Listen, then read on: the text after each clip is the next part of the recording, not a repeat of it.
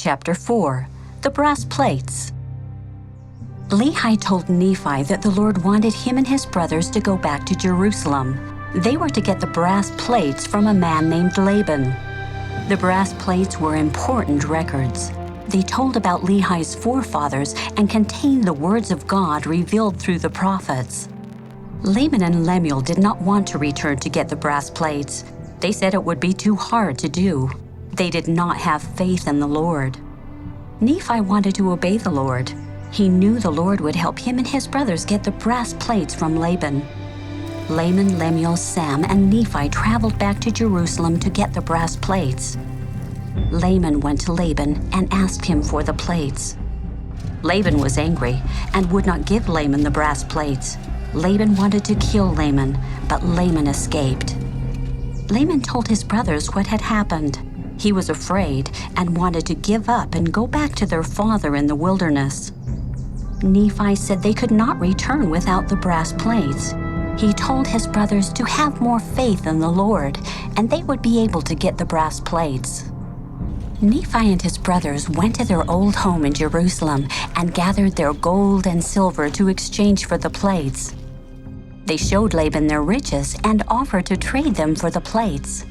When Laban saw their gold and silver, he wanted it for himself and threw them out. Laban told his men to kill Lehi's sons. Nephi and his brothers ran and hid in a cave. Laban kept their gold and silver. Laman and Lemuel were angry with Nephi. They beat Nephi and Sam with a stick. An angel appeared and told Laman and Lemuel to stop. He said the Lord would help them get the plates. He also said Nephi would become a leader over his brothers.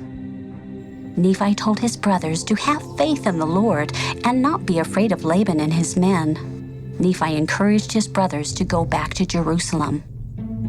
That night, Nephi's brothers hid outside the city wall while Nephi sneaked inside. He walked toward Laban's house. As Nephi got close to Laban's house, he saw a drunk man lying on the ground.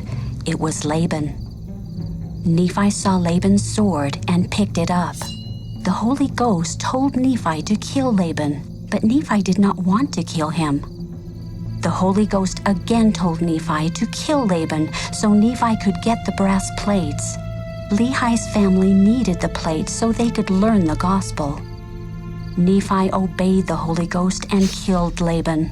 Nephi then put on Laban's clothes and armor. Nephi went into Laban's house and was met by Zoram, Laban's servant. Nephi looked and sounded just like Laban.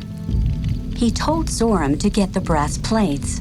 Zoram thought Nephi was Laban, so he gave him the plates. Nephi told Zoram to follow him. Laman, Lemuel, and Sam saw Nephi coming and were scared. They thought he was Laban. They started to run away, but stopped when Nephi called to them.